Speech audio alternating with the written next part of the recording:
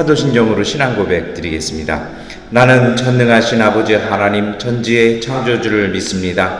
나는 그의 유일하신 아들 우리 주 예수 그리스도를 믿습니다. 그는 성령으로 잉태되어 동정녀 마리아에게서 나시고 본디오 빌라도에게 고난을 받아 십자가에 못 박혀 죽으시고 장사된 지 사흘 만에 죽은 자 가운데서 다시 살아나셨으며 하늘에 오르시어 전능하신 아버지 하나님 우편에 앉아 계시다가 거기로부터 살아있는 자와 죽은 자를 심판하러 오십니다. 나는 성령을 믿으며 거룩한 공교회와 성도의 교제와 죄를 용서받는 것과 몸의 부활과 영생을 믿습니다. 아멘. 찬송가 272장 찬송 드리겠습니다. 고통의 멍에 벗으려고 예수께로 나갑니다. 자유와 기쁨 베푸시는 주께로 갑니다. 병든 내 몸이 튼튼하고 빈궁한 삶이 보해지며 죄악을 벗어버리려고 주께로 합니다. 낭패와 실망 당한 뒤에 예수께로 나갑니다. 십자가 은혜 받으려고 주께로 합니다. 슬프던 마음 위로받고 이 생의 풍파 찬잔하며 영광의 찬송 부르려고 주께로 합니다. 교만한 마음을 내버리고 예수께로 나갑니다. 실망한 말씀 따르려고 주께로 합니다. 실망한 이 몸 힘을 얻고 예수의 거친 사랑받아 하늘의 기쁨 맛보려고 주께로 합니다. 죽음의 길을 벗어나서 예수께로 나갑니다. 영원한 집을 바라보고 주께로 합니다. 멸망의 포구 헤어나와 평화의 나라 다다라서 영광의 조를 배우려고 주께로 합니다. 아멘. 누가복음 5장 27절부터 32절까지의 말씀 세번역번 성경으로 함께 읽겠습니다. 그 뒤에 예수께서 나가셔서 레위라는 세리가 세간에 앉아 있는 것을 보시고 그에게 말씀하셨다. 나를 따라 오너라. 레위는 모든 것을 버려두고 일어나서 예수를 따라갔다. 레위가 자기 집에서 예수에게 큰 잔치를 베풀었는데 많은 세리와 그 밖에 사람들이 큰 무리를 이루어서 그들과 한 자리에 앉아서 먹고 있었다. 바리새파 사람들과 그들의 율법학자들이 예수의 제자들에게 불평하면서 말하였다. 어찌하여 당신들은 세리들과 죄인들과 어울려서 먹고 마시는 거요? 예수께서 그들에게 대답하셨다. 건강한 사람에게는 의사가 필요하지 않으나 병든 사람에게는 필요하다. 나이는 의인을 부르러 온 것이 아니라 죄인을 불러서 회개시키러 왔다. 아멘. 어제 그런 생각을 했어요. 어떤 걸 바라보느냐에 따라서 삶이 달라지는 것 같습니다. 뭐냐면 우리 가운데 어려운 일, 힘든 일을 자꾸 보다 보면 우리 마음이 이제 어두워지는 거죠. 그리고 이제 어렵고 힘들수록 자꾸 우리 속에 드는 생각은 외로움이 들어와요. 그리고 그 외로움이 지나가고 나면 뭐가 생기냐면 이제 미움이 생기고 그 미움이 화가 되고 그 화가 이제 정말 그 앵그리가 아니라 그 화가 아니라 정말 또 다른 아픔을 갖고 오는 그런 순환이 생기는 것 같습니다. 그래서 그럴 때 우리가 갖고 있을 것은 그런 것 같아요. 오늘 그것이 아니라 오늘 우리 속에 함께 계시는 하나님을 바라보고 선택하는 것, 저는 이것이 믿음이라고 생각을 합니다. 오늘 우리가 사순절 지내면서 누가복음의 말씀 함께 읽었습니다. 오늘 이 복음서의 말씀에는 레위라는 사람이 나옵니다. 이 사람의 직업은 세리였던 것 같습니다. 이 세리라는 것이 성경에서는 굳이 그렇게 좋은 직업은 아닌 것 같습니다. 제 선생님 중에 주일학교 선생님 중에 세리 한 분이 계셨습니다. 이분이 저희에게 고등학교 때 저희 반 맡으면서 그런 얘기를 하시더라고요. 성경에 나오는 세리가 본인이라는 것이에요. 그래서 무슨 얘기입니까? 그랬더니 본인이 국세청 다니는 세금 공무원이시라고 이제 그러시더라고요. 그러면서 근데 지금이야 국세청 다니는 직업이 존경받습니다만 부러움의 대상이기도 합니다만 로마 시대 때는 참 악명 높았던 것 같습니다. 왜 그러냐면요, 로마가 세금을 걷는데 정말 이렇게 여우 같은 짓을 해요. 자신들이 세금을 거두면 자신들에게 대해서 증오를 이렇게 악의를 품으니까 대리인을 고용하는 것입니다. 요즘 말로는 이제 그렇게 해서 대리업체를 불렀죠. 그래서 어떻게 하냐면 그 업체에게 여러 업체가 있는데요. 그 중에 가장 낮은 세금이나 자신들이 정한 세율에 맞는 것으로 이렇게 입찰을 줍니다. 그리고 그 입찰을 통과한 업체에게 그 세금을 거둘 수 있는 권리를 줘요. 그럼 그 업체는 그 세금을 걷어서 로마 정부에게 본인들이 입찰했던 비용만 주고 나면 끝입니다. 그리고 나서 어떻게 하냐면 그 입찰한 대로 내고 난 남은 비용은 본인들이 수수료로 먹는 구조입니다. 그러니까 이게 어찌 보면 참 그렇죠. 기관이나 정부가 아니라 기업이 걷는 세금은 가혹할 수밖에 없습니다. 왜냐하면 이윤을 추구하기 때문입니다. 그래서 세리라는 직업은 온전하지 못하다 그랬습니다. 그래서 이 세리는요, 사람으로 그래서 그 당시 인정을 못 받습니다. 기본권이 있잖아요. 재판에도 증인으로 나갈 수도 없고요. 마을 예배에도 참석할 수 없습니다. 그러니까 세리라는 직업이 물질이라는 관점으로 보면은 삶이 보장되어 있는 것이지만 이 세리라는 직업을 선택한 순간 마을에서는 추방당하는 그러한 직업입니다. 그런데 그랬던 사람 중에 레위라는 사람이 있습니다. 그런데 오늘 누가복음 말씀을 읽어보면 이상한 건 예수님께서 그 레위라는 세리를 보자마자 바로 말씀하시는 것이죠. 그것이 바로 27절, 28절 말씀인데 함께 읽겠습니다.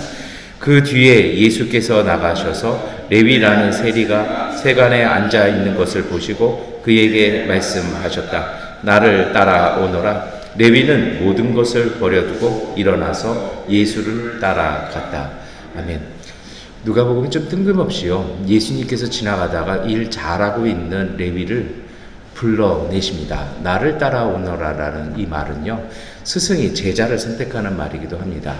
누가복음은 예수님이 왜 그러셨는지 설명도 하지 않은 채 레위가 예수님을 왜 따라갔는지 설명도 하지 않고 따라가는 것을 얘기합니다. 중요한 것은 우리가 읽으셨던 것처럼 레위가 예수를 따른다라는 것은요, 모든 것을 버려두는 것입니다. 예수를 따라 나서는 순간 레위는 직업을 잃는 것입니다. 예수를 따라간다라는 것은 세리라는 그 좋은 직업을 그만두는 것이기도 합니다.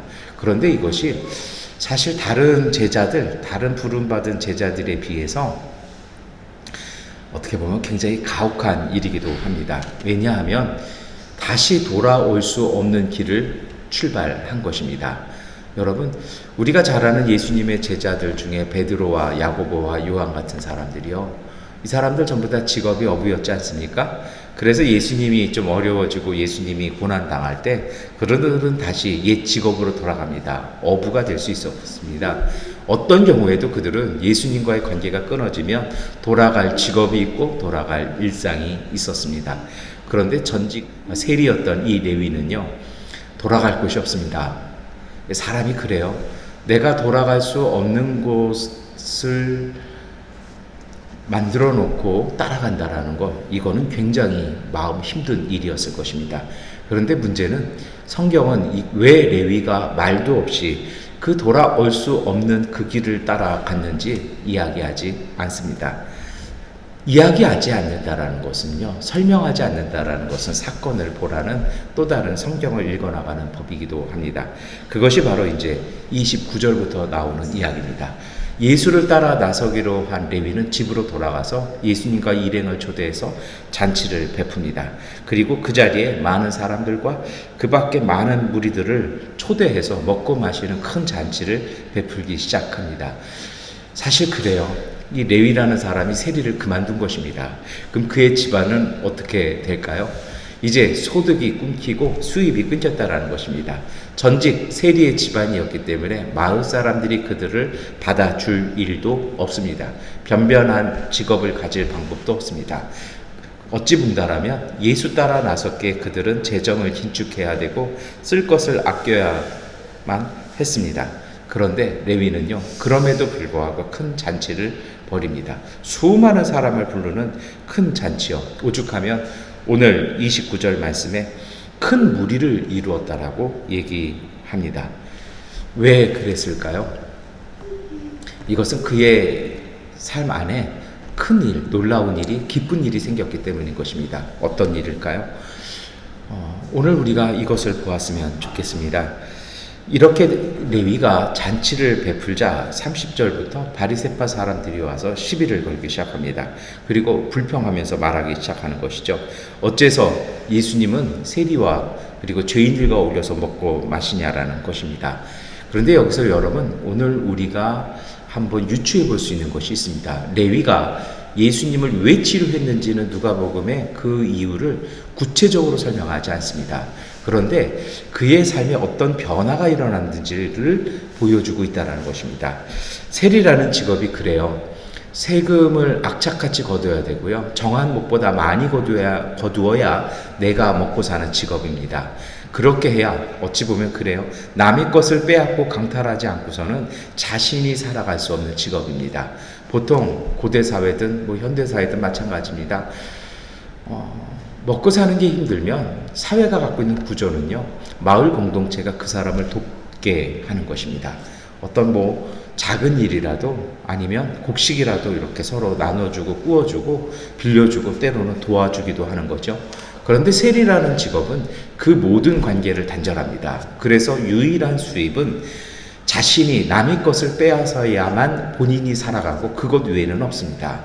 그런데 그랬던 이 레위가 잔치를 베풀었습니다.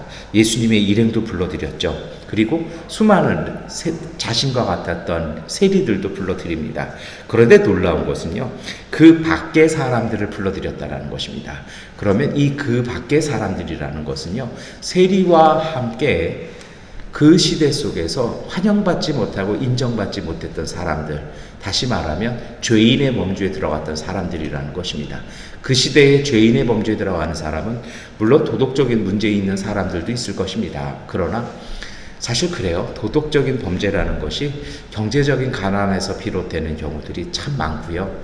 여러 가지 삶의 아픔에서 비롯되는 경우도 많습니다. 그리고 그 당시 사회로서는 인정받지 못하는 사람들이 많죠. 세리들이 베푼 잔치에 들어와서 먹을 사람, 그거는 그 시대 기준으로는 죄인밖에 없습니다. 그래서 바리새파 사람들은 화를 내고 불평했는지도 모릅니다. 그런데 여러분, 오늘 우리가 여기서 보아 나갈 것이 있습니다. 이 레위의 삶이 바뀌었다라는 것입니다. 그전에는 어떻게든지 남의 것을 강탈해야만 먹고 살 수 있었던 이 사람이 이제 그 시대에 어떠한 도움도 받지 못했던 사람들을 불러서 그들을 먹이고 베풀기 시작했다라는 것입니다. 더 중요한 것은 그런 흔적들은 그 단어에서 나옵니다. 그 밖에 많은 무리라는 것입니다. 그 당시에 이 무리라는 표현들은요, 목적 없이 떠도는 사람들의 어떻게 말하면 공동체라고 말하기도 뭐합니다만 그런 모임을 얘기하죠. 그러면 정말 가난하고 힘든 사람들일 것입니다. 정리하면 이런 것입니다. 그 전에 세리였던 레위는 어떻게 하든지 강탈하고 빼앗고 모았던 사람이라면 이제 그의 삶이 예수를 따라 나서면서 바뀐 것입니다. 어떻게 바뀐 것입니까? 누군가를 접대하고 누군가를 대접하고요. 가난하고 힘든 사람들을 불러서 마음을 베풀고 식탁을 베푸고 삶을 베푸는 사람으로 바뀌었다는 것입니다. 어찌 보면 모세의 율법을 그는 온전하게 실천하고 있는 것입니다. 하나님의 자녀로 회복되고 있다는 것입니다. 그러면 이제 좀 정리해 보겠습니다. 오늘 이 레위의 삶에서 바뀐 것은 무엇입니까? 그의 마음과 그의 삶이 치료되었다라는 것입니다. 예수의 부름 앞에서 세리였던 레위는 예수의 부름을 선택한 것입니다. 오늘 중요한 얘기는 사실 이것입니다. 사람이 참 많은 모습을 갖고 있어요. 이럴 땐 이런 모습도 있고 저럴 때는 저런 모습도 있습니다. 그런데 변하지 않는 모습이 있습니다. 그것은 어떤 것이냐면 선택할 때의 모습입니다. 뭐 평상시에 이렇게 이야기하고 뭐 이렇게 하고 때로는 그 사건들이 지나가고 나면요, 뭐 원래의 모습으로 돌아오기도 합니다. 그런데 사람이 참 신기한 건 어떤 문제나 어떤 갈림길에서 무엇인가를 선택할 때는 항상 동일한 선택하는 패턴이 있다는 것입니다. 그래서 어떤 사람은 그렇게도 얘기합니다. 그 사람의 선택이 그 사람의 본 모습이고 그 사람의 삶의 진정한 얼굴이라는 얘기를 합니다. 여러분, 오늘 저는 이 사순절 새벽에 그런 말씀을 드리고 싶습니다. 레위는 선택한 것입니다. 무엇을 선택한 것입니까? 사실은 안정되지 않았죠. 불안하지만 스스로는 안정된 삶을 살 수 있었던 이 레위가 그 안정된 것처럼 보여지는 삶을 버리고 불안정해 보이는 예수의 부름을 선택한 것입니다. 저는 그렇게 말씀드리고 싶어요. 여러분, 오늘 이것이 믿음입니다. 오늘 우리의 믿음이라는 것은요, 삶 속에서 순간순간 우리에게 주시는 그 예수의 부름에 선택하는 것입니다. 그 선택이 우리의 삶을 바꾸어 놓을 것이라는 것입니다. 사실 그래요. 선택을 방해하는 많은 요인들이 있습니다. 여러 가지 오늘 우리의 환경도 있고요. 예전에 우리가 겪었던 그런 상처들도 있습니다. 소위 말해서 전문가들은 그것을 트라우마라고 얘기도 합니다. 그리고 오늘 우리의 습관이기도 합니다. 불안함이도 있죠. 그런데 중요한 것은 선택이라는 예수의 부름에 선택한다라는 것은요, 불안과 두려움이 아니라 예수님께서 오늘 우리 안에서 이루어 주시는 일에 대한 선택인 것입니다. 성경은 이것을 치유라고 얘기합니다. 이 예수의 부름이, 그리고 이 예수님의 불러내어 주심이 단순한 부름, 길 떠나라는 이야기가 아니라 그 부름을 선택한 사람들을 예수님께서 끊임없이 치유하시고 돌보신다라는 것입니다. 오늘 우리는 그것을 선택하는 것입니다. 그러한 예수님의 치유 때문에 그 두려움을 넘어설 수 있는 것입니다. 첫 선택은 두렵고 떨렸습니다. 미래가 불안해서 후회할 수도 있습니다. 그러나 그 선택을 믿고 앞으로 나아가는 사람들은 체험하게 되는 것이 있습니다. 우리를 부르신 예수께서 오늘 우리를 끊임없이 치유하고 돌보신다라는 그러한 믿음이고 그 은총의 체험을 하게 되는 것입니다. 이 은총의 체험이 오늘 우리로 하여금 우리가 쌓아 올린 것들을 무너뜨리게도 하고 우리의 삶을 열어서 누군가를 대접하고 누군가를 섬기며 나누기도 하는 것입니다. 오늘 이 은총이 레위에게 임했던 것입니다. 셀이라는 삶이 그래요. 그 습관이 끊임없이 모으는 삶이었습니다. 그런데 어느 순간 레위의 삶이 바뀌었습니다. 그리고 나중에는 그의 이름이 바뀌어서 마태라는 이름으로 복음서의 저자로 예수님의 사도로 우리 가운데 다시 재등장을 합니다. 마태의 삶, 예수님의 사도로서의 그의 삶은 끊임없이 나누고 끊임없이 돌보는 것이었습니다. 그래서 그는 자기 집에 있는 모든 것을 내어다가 수많은 무리를 먹이며 섬기며 나누고 있었던 것입니다. 그러한 이 레위의 변화에 대해서 사람들은 불평합니다. 거기에 대해서 예수님께서 말씀하십니다. 그것이 바로 31절, 32절 말씀입니다. 우리 함께 읽겠습니다. 예수께서 그들에게 대답하셨다. 건강한 사람에게는 의사가 필요하지 않으나 병든 사람에게는 필요하다. 나는 의인을 부르러 온 것이 아니라 죄인을 불러서 회개시키려 왔다. 아멘. 오늘 예수님께서의 이 부름은 레위를 포함해서 오늘 우리에게 우리의 아픈 자리에 찾아오십니다. 오늘 우리의 약한 자리에 찾아오십니다. 그리고 예수님께서는 오늘 우리를 치료하시기 위해서 우리를 부르십니다. 그런데 이제 우리가 고민하며 마음 힘들게 가져야 되는 마지막 단계가 있죠. 그것은 바로 선택입니다. 그 부르심에 응답할 것이냐라는 것입니다. 그 예수의 부르심은 우리의 영혼을 불러내는 첫 믿음 가질 때만이 아닙니다.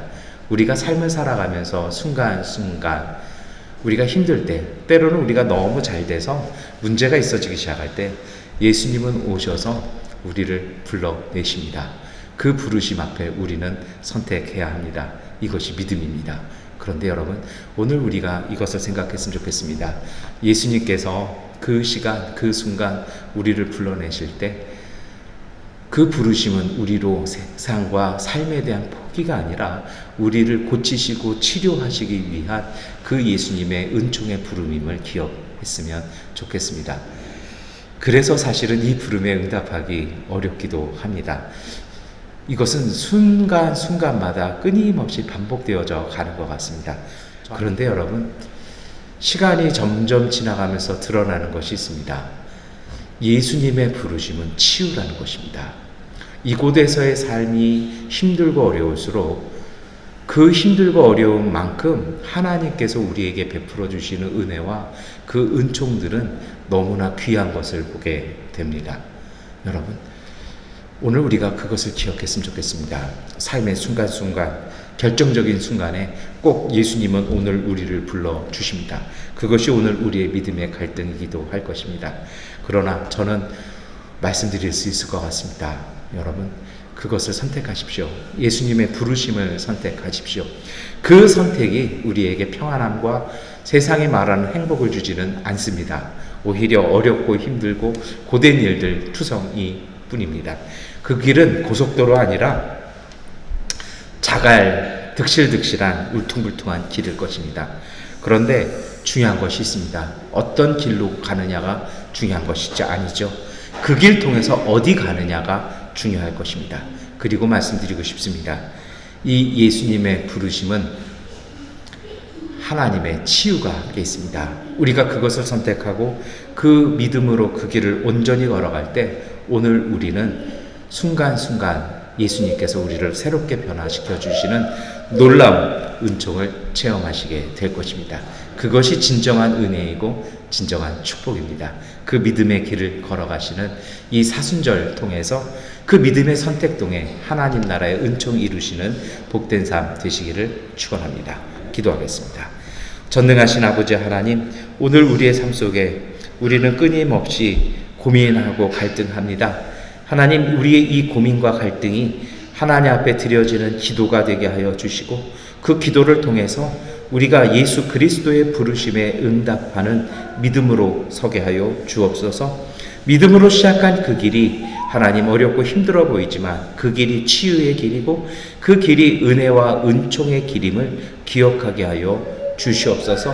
우리가 주님 주시는 부르신 그 길 걸어갈 때마다 하나님의 성령께서 우리와 함께하여 주셔서 오늘 우리를 도와주시고 우리에게 이길 능력 더하여 주옵소서. 특별히 오늘 우리 교회 가족들 가운데 질병으로 인해서, 아픔으로 인해서, 여러 가지 환경으로 인해서 어렵고 힘든 이들에게 은혜 복 주셔서 마음에 든든함 주시고 하나님께서 주시는 치유의 은총 통해서 다시 일어서며 굳건히 그 믿음의 길 걸어갈 수 있도록 은혜와 복을 더하여 주옵소서.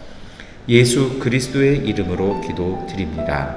아멘. 하나님께 기도하는 시간 갖겠습니다.